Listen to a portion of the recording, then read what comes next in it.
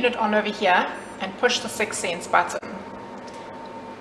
The first 6 cents is lasagna, but we are wanting to go to bread. So you just push the plus until you get to the category of bread, which is number 7.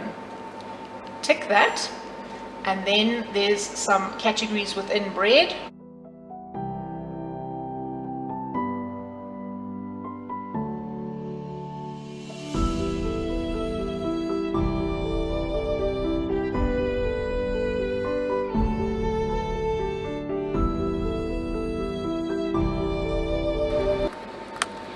As you can see, once you push go, it starts flashing the 6 cents and it says sensing.